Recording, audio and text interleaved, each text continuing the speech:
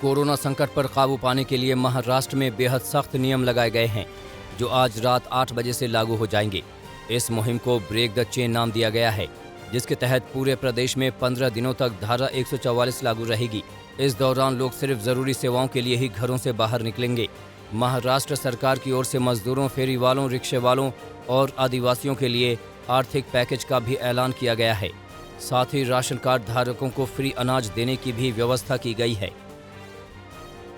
महाराष्ट्र में कोरोना के मरीजों की संख्या में फिर से इजाफा हुआ है। महाराष्ट्र में बीते 24 घंटे में कोरोना के 60,212 नए मामले सामने आए हैं, जबकि कोरोना के चलते प्रदेश में 281 लोगों की मौत हो गई। राजधानी मुंबई में कोरोना के 7,898 नए मरीज मिले हैं और यहां कोरोना के चलते 26 लोगों की जान चली गई।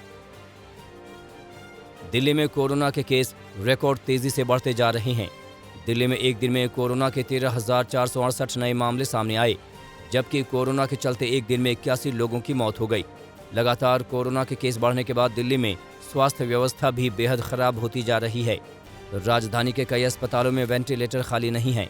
कोरोना से बिगड़ते हालात के बीच दिल्ली बीजेपी ने केजरीवाल से सर्वदलीय बैठक बुलाने की मांग की है।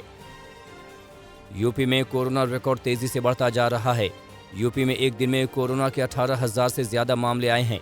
प्रदेश में सबसे ज्यादा 5300 केस राजधानी लखनऊ में आए, जबकि प्रयागराज में 1800 से ज्यादा नए कोरोना मरीज मिले हैं। इस बीच यूपी में मुख्यमंत्री ऑफिस के कुछ अधिकारी भी कोरोना पॉजिटिव पाए गए, जिसके बाद सीएम योगी आदित्यनाथ ने खुद को आइसोलेट कर लिया है। देश में बढ़ते कोरोना खतरे के बीच दारुल उलूम फरंगी महल की ओर से वैक्सीन को लेकर फतवा जारी किया गया है। फतवे में कहा गया है कि रोजे के दौरान भी कोरोना की वैक्सीन ली जा सकती है। फतवे में अपील की गई है कि मुस्लिम समाज के लोगों को रोजे के चलते कोरोना का टीका लगवाने में देरी नहीं करनी चाहिए। देवबंदी उलेमा मुफ्ती असद कासमी ने भी इस फतवे का समर्थन किया है। चुनाव आयोग की ओर से प्रचार पर लगाई गई पाबंदी खत्म होने के बाद ममता बनर्जी ने एक बार फिर बीजेपी पर हमला बोला। कल रात 8 बजे 24 घंटे की पाबंदी खत्म होने के बाद ममता बनर्जी ने 2 रैलियां की। कोलकाता से सटे उत्तर 24 परगना जिले के बारासात की रैली में ममता बनर्जी ने कहा कि वो किसी भी कीमत पर पश्चिम बंगाल को गुजरात नहीं बनने देंगी। ममता बनर्जी ने चुनाव आयोग की ओर से लगाई गई पाबंदी पर भी सवाल उठाए और कहा कि मुझे रोकने का कोई फायदा नहीं, चुनाव में जनता इसका जवाब देगी। पश्चिम बंगाल में जारी सियासी घमासान के बीच मुख्यमंत्री ममता बनर्जी आज कूच बिहार का दौरा करेंगी। दरअसल चौथे चरण की वोटिंग के दौरान कूच बिहार के एक बूथ पर हिंसा भड़क गई थी और सुरक्षा बलों की फायरिंग में 4 लोग मारे गए थे।